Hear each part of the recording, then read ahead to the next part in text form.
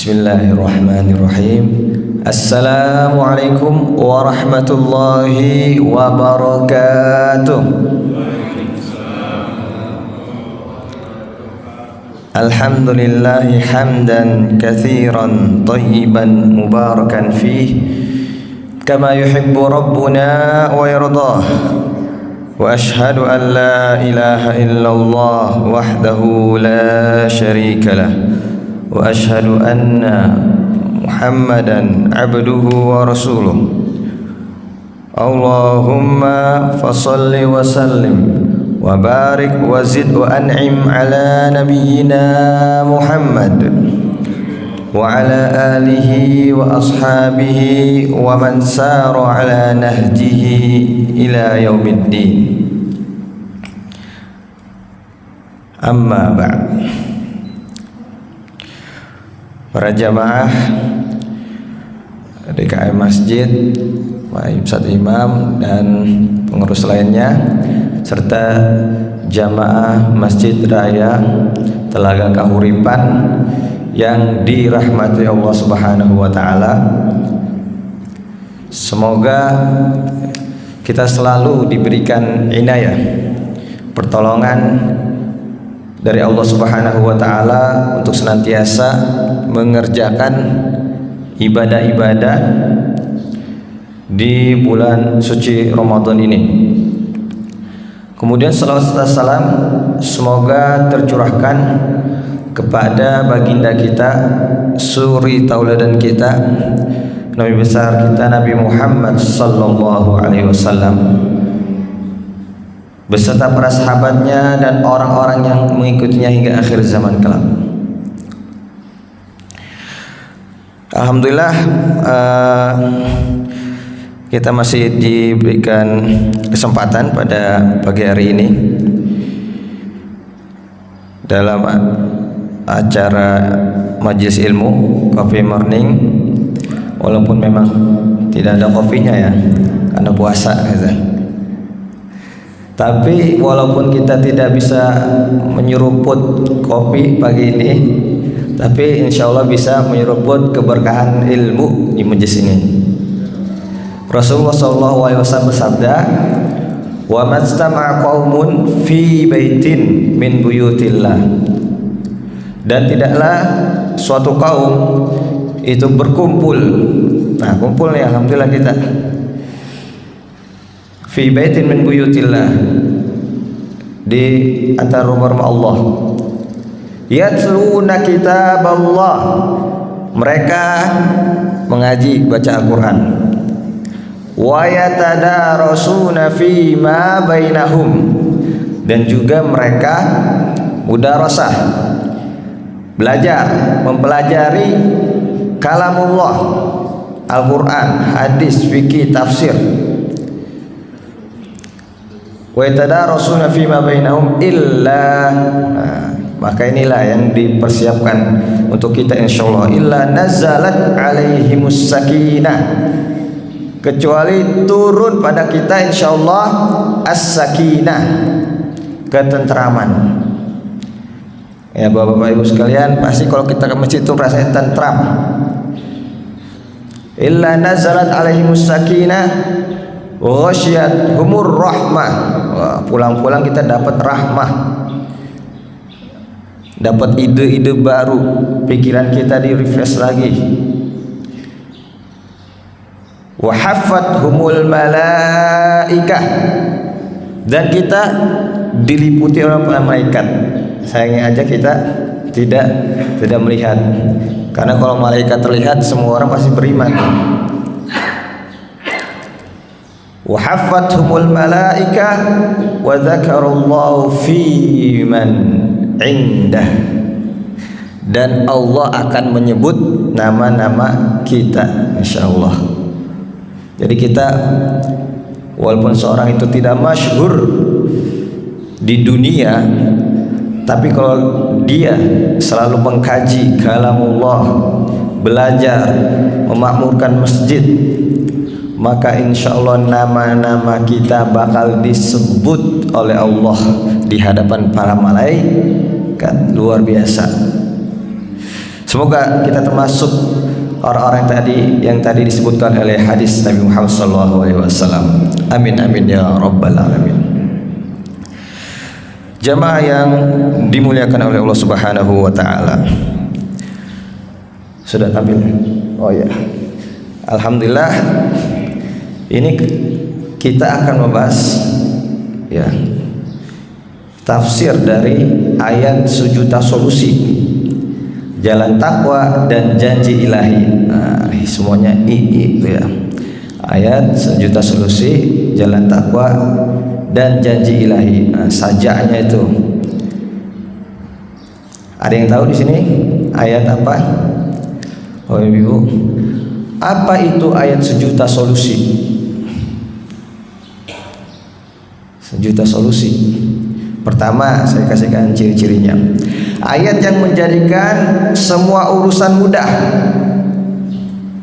Atau kedua, ayat yang mendatangkan rezeki dari arah yang tak terpikirkan. Nah, ini sering kita dengar ayat ini dan masyhur namanya ini ayat andalan lah, masyhur dengan sebuah nama. Apa namanya? Ayat apa? Apa? Iya, wa may yattaqillaha. Ya, di sini ada beberapa yang juga sudah melihat misalkan. Ayat 1000 dinar, Pak. Ini ulama Nusantara mengatakannya ayat 1000 dinar. Kalau kita baca ya, ini kata ahli-ahli tasawuf. Kalau kita baca ya biasa orang-orang tarekat gitu ya. Waktu saya kuliah di Mesir, saya bertemu Syekh Azhar, mau diundang ke rumahnya di baiat apa namanya? Tasawuf Khalwati. Beliau kan aliran tasawuf Khalwati. Nah, guru-guru tasawuf itu mereka mengajar pada muridnya untuk mujarobat, membaca beberapa ayat beberapa kali atau doa ya bahkan.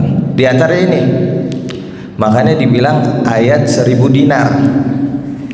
Kalau saya nggak nyebutnya 1000 dinar, berapa tadi? Sejuta solusi. Sejuta solusi. Karena kalau dalam bahasa Arab itu 1000 dinar. Orang-orang Arab itu dahulu mengenalnya cuma bilangan sampai 1000 doang. Nggak ada dia sejuta, nggak ada 1 miliar. Makanya dalam Al-Quran surat apa, inna anzalna fi lailatul qadar khairum min alfi syahr. Ya kan, apa namanya, Lailatul Qadar itu khairun min alfi syahr. Kenapa disebutkan alfi? Karena waktu itu emang terbatas bilangan itu 1000. Kalau ada semiliar triliun pasti disebutkan dalam Al-Quran. Bukan berarti hanya 1000. Makanya itu menunjukkan kasroh, lebih banyak dan banyak. Sebanyak-banyaknya bilangan itulah malam Lailatul Qadar lebih baik darinya. Nah, sama di sini 1000 dinar. Nah, wa may yattaqillah, a'udzubillahi minasyaitonir rajim, wa may yattaqillah yaj'al lahu makhraja wa yarzuqhu min haitsu la yahtasib. Insyaallah kita akan membahas sampai situ, la yahtasib. Kita hidup dengan ayat ini. Barang siapa yang dia bertakwa pada Allah, maka niscaya dia akan diberikan makhraja. Makhraja apa makhraja? Jalan keluar. Kharaja yakhruju.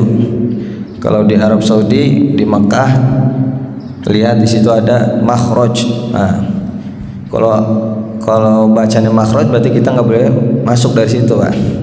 Kita keluar dari situ. Ada lagi madkhal. Nah, ya. Itu buat pintu masuk. Wa yarzuqhu min haitsu la yahtasib. Dan niscaya Allah Subhanahu wa taala akan memberikan rizki pada kita dari arah-arah yang kita tidak menduganya. Nah, Insya Allah sampai situ kita bakal membahas tafsir. Insya Allah benar-benar tafsir nih, diambil dari kalam para ulama. Nah, sebagaimana tadi saya sebutkan bahwasanya ayat tersebut masyhur dengan nama ayat 1000 dinar. Tapi apakah ayat ini ya sababun nuzul, ya turunnya ayat ini karena memang ada orang yang minta fulus gitu ya, makanya dia dapat 1000 dinar. Karena waktu zaman dulu kan masih pakai dinar, dirham. Ternyata kalau kita telusuri, salah satunya nih sebab nuzul. Anin Nabi sallallahu alaihi wasallam annahu su'ila amman talaqa thalathan au alfan. Ayat tersebut turun karena ini. Ada seseorang yang bertanya pada Nabi tentang seseorang yang mentalak istrinya 3 kali bahkan 1000 kali. Nah itu untuk mubalaghah, maksudnya suaminya ini sudah nggak tahan lagi sama istrinya. Hal lahu min makhrajin, bertanya sahabat itu, apakah orang yang seperti itu yang sekiranya dia udah putus asa, sekiranya dia pikirannya udah mentok, nggak ada solusi lagi nih dalam pikiran dia. Maka Nabi menjawab, ya, fatala, kemudian Nabi membacakan firman Allah Ta'ala, wa may yattaqillaha yaj'al lahu makhraja. Nah, jadi ayat wa may yattaqillah yaj'al lahu makhraja itu ayat yang diturunkan ya pada orang-orang yang seperti ini. Tetapi nah, di dalam Al-Quran ini walaupun sebab nuzulnya khusus, tapi ini berlaku umum. Artinya ya, ketika seseorang mendapatkan problematika yang luar biasa, dia bertengkar dengan istrinya sehingga dia berpikir tidak ada solusi, sehingga mungkin dia berpikir sudah berakhir dunia karena udah jalannya udah buntu kata dia. Maka dalam kondisi demikian Allah Subhanahu wa taala menawarkan wa may yattaqillaha yaj'al lahu makhraja. Dalam kondisi apapun terpuruknya kita, berada di level terendahnya kita, selama kita melaksanakannya dengan ketakwaan dalam rumah tangga, ketakwaan dalam berbisnis, ketakwaan di dalam bekerja, ketakwaan di dalam bermuamalah pada manusia, maka Allah Subhanahu wa taala niscaya bakal memberikan solusi. Nah, itu sebab nuzul ayat tersebut. Jadi bukan karena hanya fulus tadi, uang, yaitu alfu dinar, bukan ayat yang sering kita sebut 1000 dinar. Nah, yang kedua, ada lagi yang mengatakan, kan di dalam tafsir itu banyak ya, di dalam tafsir itu banyak, satu ayat, 2 ayat, atau bahkan satu surat itu memiliki sebab nuzul yang banyak. Karena sahabat ya meriwayatkan dari Nabi itu banyak. Abu Hurairah, Umar bin Khattab itu terkadang meriwayatkan periwayatan yang berbeda gitu, sehingga banyak riwayat-riwayat tersebut. Nah, sebab nuzul ayat ini, seorang sahabat bernama Auf bin Malik mengadu kepada Nabi Muhammad SAW karena anaknya ditawan musuh ya, anaknya. Kemudian dia dalam ekonomi yang sulit.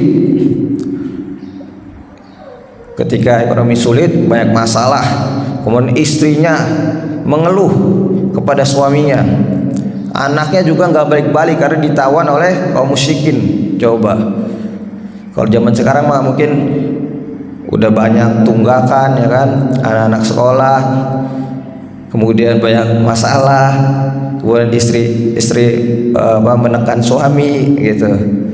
Nah, dalam kondisi tersebut ya kata Nabi apa? Perintahkanlah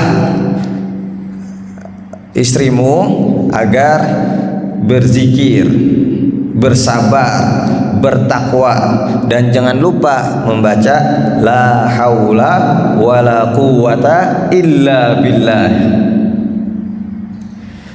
Nah, apa yang terjadi?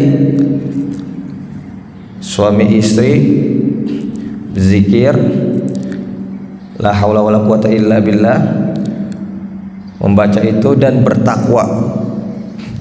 Apa yang terjadi pada anaknya?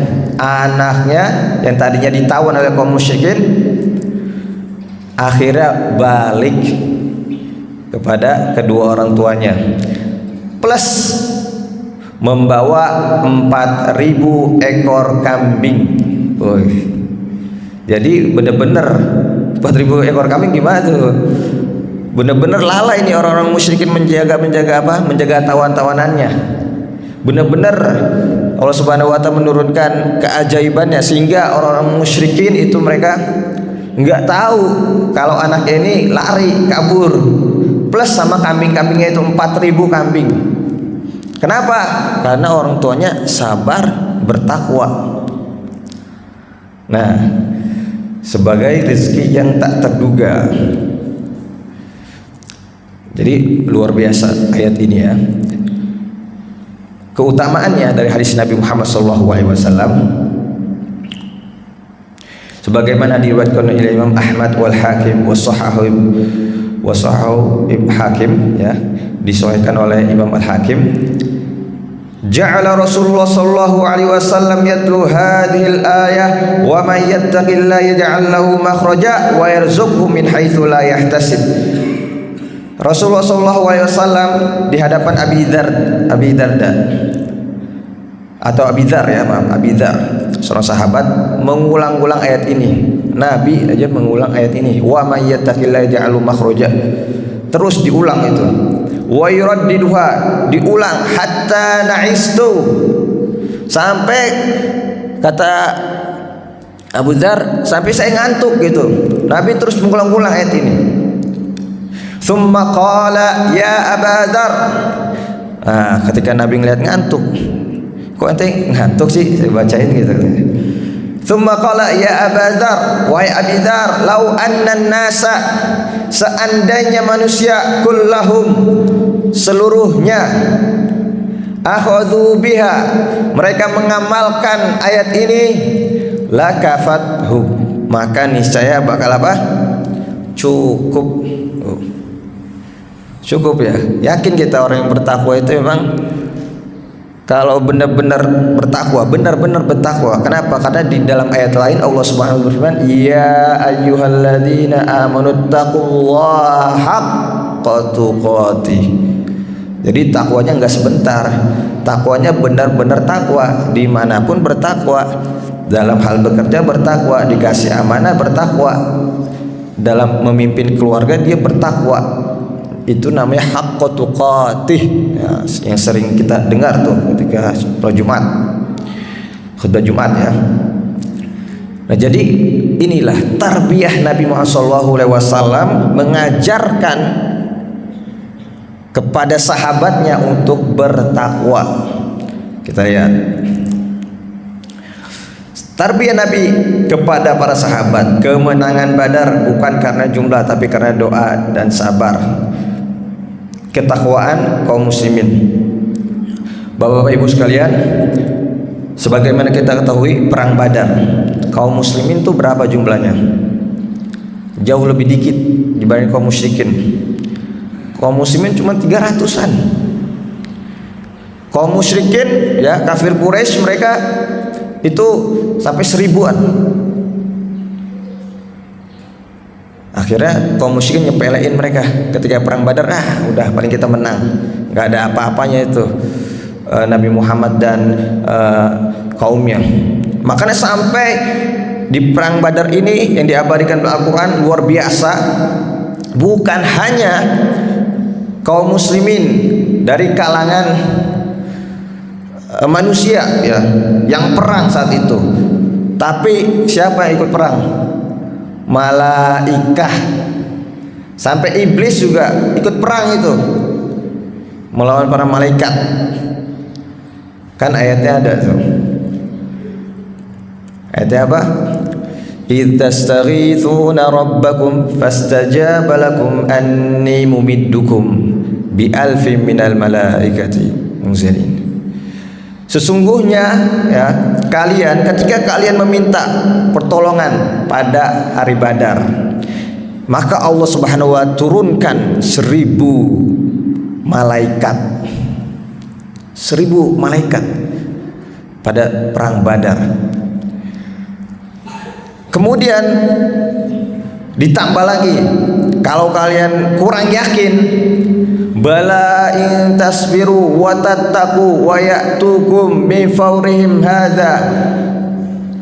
Baik jika kamu ditambah bersabar, bertakwa, maka Allah akan turunkan bi khamsati alafim minal malaikati musawwimin. 5.000 malaikat diturunkan di perang Badar. Syaratnya sabar, bertakwa. Musawwimin, ini kapten-kaptennya malaikat yang turun, jenderal. Turun untuk perang Badar. Di kubu kaum kufar Quraisy ada siapa? Ada iblis. Iblis menyerupai Suraqah bin Malik. Ketika iblis menyerukan, ayo perang, nyemangati itu orang kafir Quraisy, iblis melihat malaikat kabur, dia terbirit-birit gitu. Nah, disitulah terjadi perang Badar dan kemenangan yang besar sekali. Padahal kalau dilihat dari jumlahnya sangat kecil, tapi tentunya tidak menafikan ikhtiar dan tawakal. Ikhtiarnya apa? Memilih medan perang, memilih tempat yang bagus, yang ada sumurnya, airnya bersih, kaum muslimin itu. Kemudian menutup semua wilayah-wilayah atau sumur-sumur yang ada di sekitar situ, sehingga ketika kaum musyrikin itu mau bertempur dengan kaum muslimin, itu mereka enggak dapat air sama sekali, lemes. Kaum muslimin waktu itu puasa, sedangkan kaum musyrikin mereka puasa, nggak minum air, nggak apa, nggak, karena emang nggak ada air di situ, ditutup semua. Dan sebelum datang ke medan perang, mereka juga diguyur hujan. Sama kaum muslimin ketika pengen di medan perang diguyur hujan, tapi hujannya hujan tenang. Kalau kaum kafir Quraisy itu mereka di perjalanan diguyur hujan, badai semua, yang bikin dia pusing kepala mereka. Sampai-sampai di tempat peperangan dia sudah lemah. Nah, itulah jemaah sekalian, bahwa takwa pada Allah Subhanahu wa taala akan memberikan suatu keberkahan, memberikan solusi kemenangan dari Allah Subhanahu wa taala. Nah, ini kita masuk tafsirnya. Wa may yattaqillah, takwa sebagai proses hidup. Karena di sini dengan fi'il apa? Fi'il mudhari ya. Mudhari itu berfungsi sebagai istimrar, continue. Wa may yattaqil, dan barang siapa yang bertakwa, takwanya continue, bukan hanya takwa sekali dua kali, maka Allah Subhanahu wa taala akan memberikan solusi. Selama takwa itu diusahakan, maka akan selalu ada jalan keluar. Kemudian pembukaan bahasa yang universal dan mengundang. Waman, man itu kan siapa? Barang siapa. Allah Subhanahu wa taala tidak menggunakan kata ya ayyuhalladzina amanu in tattaqullah, wahai orang yang beriman. Tidak. Ya ayyuhal muttaqun, Allah Subhanahu wa taala tidak menggunakan ya ayyuhal muttaqun, tapi Allah Subhanahu wa taala langsung to the point, dan ini bersifat universal, artinya siapapun dalam kondisi apapun kita, terpurukkah, gembirakah kita, ya merasa sedihkah, terpojokkankah kita, menderitakah kita, man tanpa adanya alladzina amanu dan lain sebagainya. Langsung waman yattaqillah, universal. Siapapun latar belakangmu, apapun kondisimu, seburuk apapun, selama kamu masuk pintu takwa, maka inilah janjiku, kata Allah Subhanahu wa taala. Nah, apa itu takwa? Jamaah yang dirahmati Allah Subhanahu wa taala.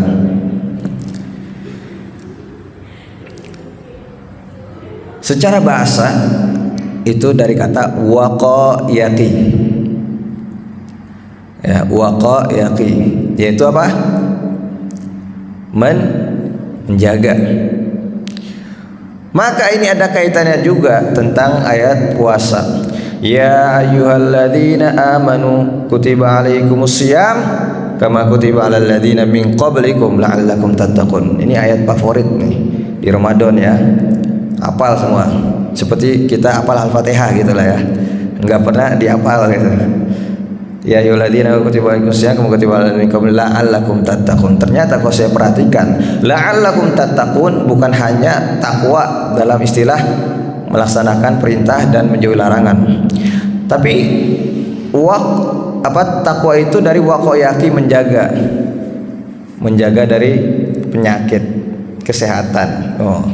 Wahai orang beriman, diwajibkan atas kalian puasa supaya apa? Supaya kalian selain bertakwa dalam agama dan juga sehat badan kita, lambung kita tidak kerja dengan sangat berat gitu ya, sehingga pulih itu. Nah, ternyata kalau kita perhatikan, takwa itu menjadi apa? Akhir dari segala ibadah atau tujuan dari segala ibadah. Tadi contohnya Al-Qur'an, ya ayyuhalladzina amanu kutiba alaikumusiyam kama kutiba alal ladzina la'allakum tattaqun. Satu, puasa tujuannya takwa. Kemudian ada lagi wa'adzim finnas bil haji atuka rijal min kulli ayat tentang haji itu. Watazawwadu, setelahnya watazawwadu fa inna khairaz zadi taqwa. Haji juga akhirnya takwa. La yanalullah luhumuha wala dima'uha walakin yanaluhu taqwa minkum. Allah Subhanahu wa taala itu tidak butuh pada sembelih-sembelihan kalian itu. Ya, Idul Adha. Akan tapi Allah Subhanahu wa taala yang akan dihitung adalah ketakwaannya. Tuh. Jadi memang takwa ini subhanallah kata-kata yang ringan tapi sangat sulit untuk kita laksanakan kecuali orang-orang yang mendapatkan rahmat dari Allah Subhanahu wa taala. Apa itu takwa? Kita sering dengar di khutbah Jumat, saya wasiatkan khotib ya pada diri sendiri dan juga pada jamaah kalian untuk bertakwa. Nah, takwa itu apa? Wa anna, kata Ali bin Abi Thalib, al khaufu minal jalil, takut kepada Allah yang Maha Agung. Wal amalu bit tanzil, dan beramal terhadap apa yang terkandung dalam Al-Qur'an. War ridha bil qalil, dan ridha terhadap apa yang Allah Subhanahu wa taala berikan berupa rezeki walaupun sedikit. Wal isti'dadu liyaumir rahil, dan mempersiapkan untuk hari kematian akhirat. Itu inti daripada takwa. Takut karena Allah, mengamalkan Al-Quran, ridho, syukur kita jadi manusia, wal isti'dad, dan terus kita apa? Menyiapkan untuk hari kematian atau hari akhir. Contohnya saja, misalkan dalam kisah para nabi, luar biasa. Nabi itu adalah, atau para rasul, orang yang sangat-sangat diberikan ujian yang sangat besar. Makanya khairun nas, sebaik-baik manusia adalah mereka. Kalau mau menjadi nabi ya ujiannya harus luar biasa. Cuman kan kita udah nggak ada ya nabi setelah Nabi Muhammad gitu. La nabiyya ba'di. Nah, kisah para nabi, misalkan Zakaria, Nabi Zakaria, ia bertakwa pada Allah bertahun-tahun belum diberikan keturunan.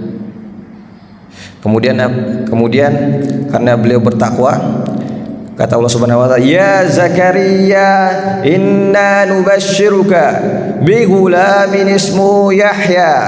Nah, setelah bertahun-tahun tidak diberikan anak, maka Allah Subhanahu wa taala berikan anak. Walaupun dalam Al-Qur'annya itu ya sampai-sampai Zakaria apa? Washta'ala ar-ra'su syaiba walam akum bidu'ai rabbi syaqiyya. Masya Allah, makom memang beda para nabi. Sudah tua, sudah beruban, tapi katanya apa? Walam akum bidu'ai rabbi syaqiyya. Aku sama sekali tidak merasa tersiksa. Aku sama sekali tidak mengeluh terhadap apa yang Allah Subhanahu berikan. Akhirnya diberikan Allah Subhanahu keturunan. Kemudian sama di dalam kisah Nabi Ibrahim juga, Siti Hajar belum diberikan keturunan, udah lama-lama nunggu, akhirnya Allah Subhanahu wa taala turunkan lahirkan diberikanlah Nabi Ismail. Sudah tak bertahun-tahun Nabi Ismail lahir menjadi anak yang hebat, yang ganteng, yang kuat. Inni ra'aitu anni adbahuk. Kata Nabi Ibrahim, wahai ya bunaya, saya semalam mimpi menyembelih kamu. Bayangin, anak yang udah ditunggu-tunggu bertahun-tahun, disayang, disuruh nyembelih anaknya. Kalau bukan karena ketakwaan, maka pasti tergoyahkan keimanan Nabi Ibrahim. Makanya ketika pengen disembelih, wa fadainahu bidzibhin adzim, maka Allah tukar dengan seekor kambing yang besar, menguji keimanan Nabi Ibrahim, menguji ketakwaan Nabi Ibrahim. Kisah bertakwa Nabi Yusuf. Nabi Yusuf ya dalam satu surat ya terpanjang mungkin Nabi Yusuf, kisah terpanjang mungkin dalam Al-Quran, kisah Nabi Yusuf, sampai suratnya surat Yusuf, berbicara dari awal sampai akhir. Nabi Yusuf beliau ya digoda oleh siapa? Zulaikha itu untuk berbuat berzina, tapi Nabi Yusuf tidak mau karena bertakwa pada Allah Subhanahu wa taala. Akhirnya dia disuruh pilih, mau dia masuk penjara atau dia mengakui kesalahan yang bukan kesalahan dia, mengatakan kesalahan yang bukan kesalahan dia. Akhirnya Nabi Yusuf lebih memilih untuk masuk penjara aja. Saya berbohong nggak mau, saya nggak mau difitnah. Akhirnya karena beliau bertakwa, ya dari meninggalkan syahwat tadi diganti dengan pernikahan halal. Pada akhir kisahnya Zulaikha menikah dengan Nabi Yusuf, meninggalkan dari perbuatan maksiat diganti kepada kemuliaan, kehormatan. Nabi Yusuf diangkat sebagai menterinya Firaun. Kemudian dari penjara menuju istana, dari fitnah berujung pada kekuasaan. Luar biasa ketakwaan. Kaidahnya begini Bapak Ibu, faman taraka syai'an awadahu Allahu mithlahu aw ahsana minhu. Kaidahnya begini, barang siapa kalau dia meninggalkan, atau barang siapa yang meninggalkan sesuatu karena Allah Subhanahu wa taala, maka Allah Subhanahu wa taala akan menggantinya dengan yang lebih baik. Bayangkan, itu kaidah kita dalam hidup, dalam ketakwaan. Kalau kita melihat yang kemungkaran ditujukan pada kita, ya kemudian ditawarkan pada kita bekerja ya sebuah di pekerjaan yang haram, ya, diajak kepada sesuatu yang haram, kalau kita meninggalkannya karena Allah Subhanahu wa taala, insyaallah awadahullahu mithlahu au ahsana minhu. Allah bakal mengganti dengan yang lebih baik, seperti Nabi Yusuf ketika meninggalkan keharaman, maka Allah ganti dengan kemuliaan, diangkat derajatnya karena Nabi Yusuf bertakwa pada Allah Subhanahu wa taala. Yaj'al lahu makhraja, yaj'al ini menjadikan, artinya Allah lah sendiri yang akan membuat sebuah apa? Makhraj, jalan keluar. Sebagaimana puasa. Puasa itu kan wa ana ajzibi, dan saya yang membalasnya. Nah, ini sudah selesai ya, Pak. Oh, satu lagi. Yaj'al lahu makhraja, artinya ini keistimewaan Allah lah yang membalas. Sebagaimana puasa, Allah lah yang membalas. Makhraja itu artinya jalan keluar. Kalau dalam bahasa Arab ini, ya, karena kita mentafsirkan itu harus mengerti kaidah-kaidah bahasa Arab. Makhraja tanpa alif lam, artinya dia apa? Nakirah. An-nakiratu tufidul umum, katanya. Nakirah itu menunjukkan keumuman, solusi, sebuah solusi. Kita nggak tahu kalau kita bertakwa itu dari mana jalan keluar itu, kita nggak bakal tahu. Allah lah yang bakal memberikan rezeki dari arah-arah yang tidak kita duga. Ya, kalau kita tinggi tawakalnya, ya, kita meninggalkan sesuatu yang Allah Subhanahu wa taala haramkan. Ya, pernah ada suatu kisah dari Imam Sya'rawi. Seorang penanya bertanya kepada beliau, "Wahai Syekh, saya bekerja di perusahaan yang memproduksi sesuatu yang haram.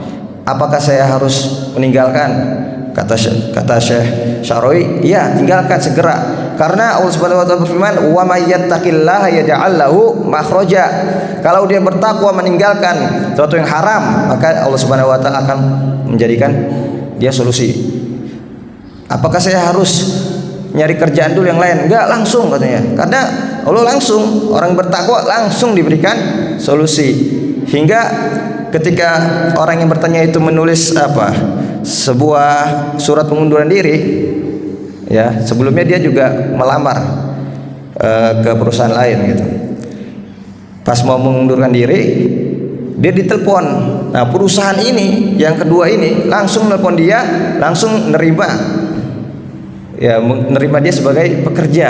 Nah, ini kehebatan takwa tadi. Jadi harus segera, wa may yattaqillah yaj'al lahu makhraja, karena tidak ada lagi syarat yang harus dipenuhi kecuali bertakwa segera, begitu.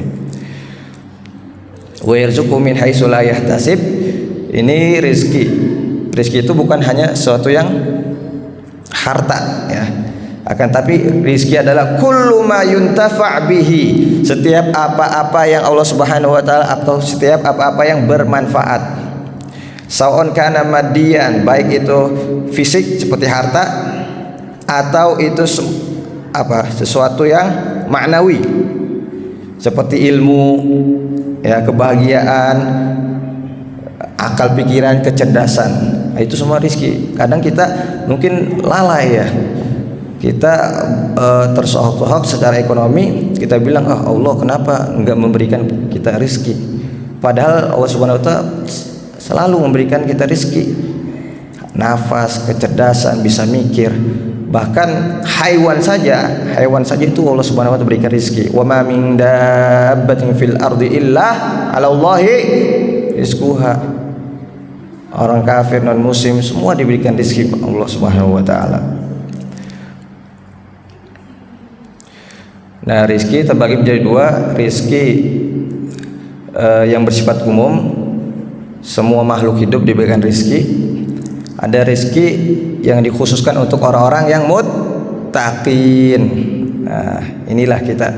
Semoga Allah Subhanahu wa taala menjadikan kita, ya, di bulan suci Ramadan ini benar sebagaimana tujuan daripada puasa, la'allakum tattaqun, bertambah ketakwaan kita pada Allah Subhanahu wa taala, dan juga kita meninggalkan atau ditinggalkan bulan Ramadan dalam keadaan iman kita kuat, takwa kita bertambah, kualitas hidup kita juga makin membaik. Karena Ramadan ini adalah madrasah ruhiyah, tarbiyah. Baik Bapak Ibu sekalian, kita cukupi mungkin kajian dan ada yang mau bertanya? Ya. Sebelum kita tutup, silakan tafadhol apabila ada pertanyaan.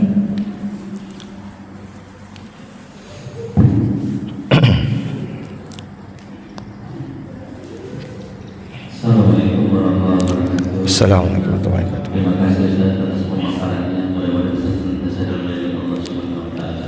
Amin. Ini Ustaz yang saya tanyakan terkait dengan ayat, kalau kita orang tahu bilang secenglingan, secenglingan seribu lingan. Secenglingan. Kaitan dengan ayat tersebut, tentunya saya ingin bertanyakan apakah hal ayat tersebut kita dawamkan, kita istiqomahkan, kemudian ada rasa dan nyata fakta di ilmu kita, baru kita sampaikan ke orang lain sebagai syiar atau dakwah. Yang itu saya tanya nomor pertama saja, apa perlu kita dawamkan dulu, istiqomahkan dulu, kemudian sampai ada timbul rasa dan fakta yang kita alami, baru kita sampaikan ke orang lain. Yang pertama. Yang kedua, tentunya setiap kunci itu punya kode tersendiri saja. Nah, yang saya ingin tanyakan adalah bagaimana maksudnya tentang pengamalan itu sendiri, ada nggak waktu-waktu tertentu, jumlah-jumlah tertentu yang kita amalkan etika itu sehingga benar-benar ini menjadi bukti nyata dalam kehidupan kita bahwa itu bisa terjadi. Artinya apakah ada waktu tertentu, jumlah bilangan tertentu, kalaupun ada, apakah ada cara pengamalan dan bacaan? Misalnya kan ada, saya sering lihat itu saja harus tarik nafas atau apa gitu ya. Kita ingin tahu dari Ustaz yang memang sudah tadi ya kalau kita dengar sudah dibuatkan di dalam tasawuf di agama ini. Nah itu kedua. Yang lainnya yang saya tanyakan adalah terkait dengan takwa saja, Ustaz. Takwa ini bagi saya yang benar-benar bodoh memahaminya adalah Allah tentu akan menilai dengan amalan-amalan lahir dan batin. Nah, kemudian di saya ini yang mungkin pusing saja, kita memahami kalau untuk mata seringkali kita lelah saja, lelah kita istirahatkan dengan tidur. Begitu telinga lelah, mungkin kita bisa pergi ke guru atau mimpi, nggak dengar apa-apa, gitu kan. Nah kalau tenang badan lelah juga kita bisa istirahat atau mimpi tadi. Nah ketika lelah pikiran karena memikirkan dunia, dan ini tentu akan menjadi hijab untuk kita mencapai proses takwa itu tersendiri. Nah ini bagaimana solusinya? Assalamualaikum warahmatullahi wabarakatuh. Salam.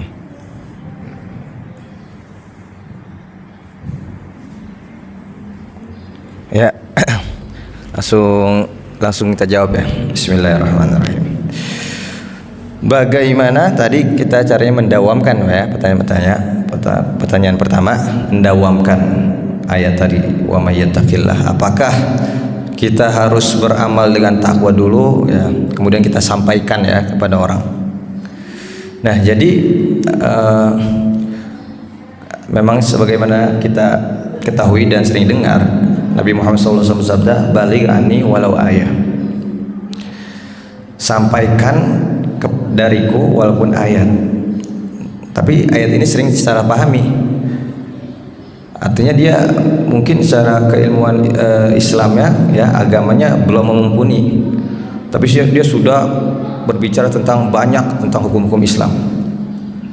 Nah, maksud dari hadis Nabi Muhammad SAW itu, ketika kita ya bersungguh-sungguh mengamalkan, dalam konteks ini adalah ketakwaan, ayat-ayat takwa, maka boleh bagi kita untuk menyampaikan ya, menasihati orang lain untuk bertakwa, mendawamkan orang lain untuk bertakwa, atau mendawamkan dalam hal kita membacanya berulang kali sebagaimana Nabi Muhammad SAW membacanya tadi kan, wa may yattaqillaha yaj'al makhraja. Memang ada sir ya, rahasia-rahasia ayat itu dalam Al-Qur'an, kalau kita baca itu bakal terasa dalam hidup kita.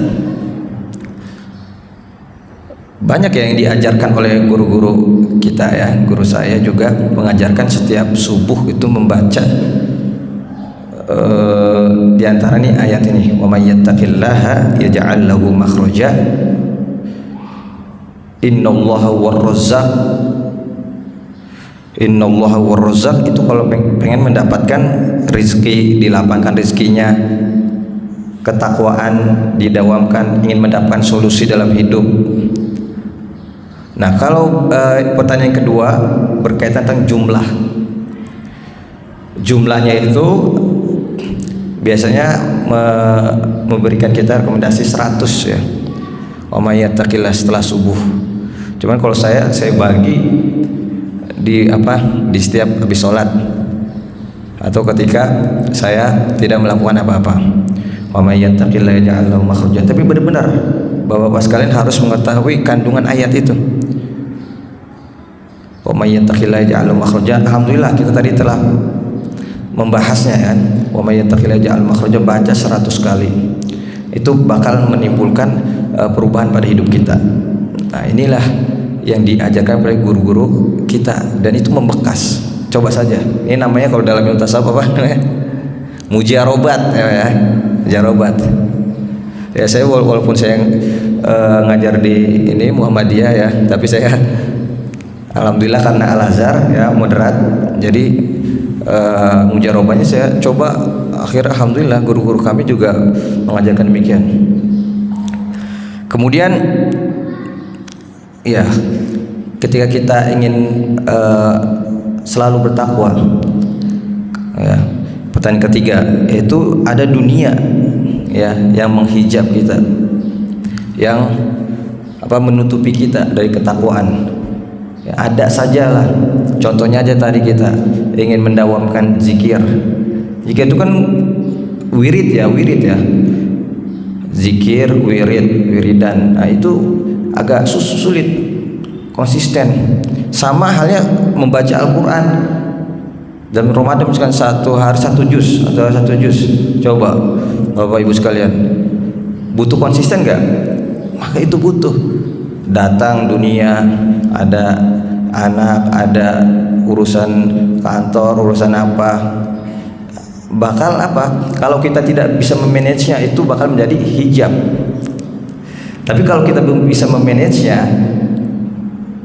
mindset kita ketika ada orang ya yang datang pada kita menyibukkan kita, kemudian kita niatkan, nah inilah yang membedakan, niatkan pahala ya, ngajak anak jalan-jalan, ngajak istri jalan-jalan, itu kan duniawi ya. Mungkin sebagian orang mengatakan, wah ini saya lagi sholat nih nggak bisa diganggu, saya lagi zikir baca Quran nggak bisa diganggu. Tapi mindset kita melihat bahwasanya keluarga kita, sahabat kita, kegiatan kita di luar, pekerjaan kita itu bernilai ibadah. Nah, itu juga merupakan ladang daripada ketakwaan pada kita. Tapi kalau benar-benar kita terlena gitu ya, itu segera istighfar, segera kembali pada Allah Subhanahu wa taala, lanjut pada ketakwaan. Ya biasa. Seorang muslim itu kan imannya yazidu wa yanqus, naik turun. Makanya tadi kata Al-Quran, wa may yattaqillah, Allah enggak bilang barang siapa yang beriman tinggi imannya, barang siapa yang beriman setengah imannya, barang siapa yang beriman rendah imannya, enggak. Pakai kata waman. Siapapun kondisinya, apapun kita, kalau kita bertakwa, balik lagi ke takwa, insyaallah Subhanahu wa taala akan memberikan solusinya. Nah, itu Bapak, mungkin ada lagi? Cukup, alhamdulillah. Tadi alhamdulillah, insyaallah kita sudah udah menyeruput ya bukan kopi yang nyeruput ya, bulan Ramadan sudah menyeruput keberkahan ilmu ya. Semoga Allah Subhanahu wa taala menjadikan kita orang-orang yang beriman, tambah beriman, bertakwa, selalu menjalankan perintah Allah, menjauhi larangannya, dan terlebih dalam bulan suci Al-Qur'an ini. Amin amin ya rabbal alamin. Kembalikan pada Bapak MC Ustaz Imam. Fadhal.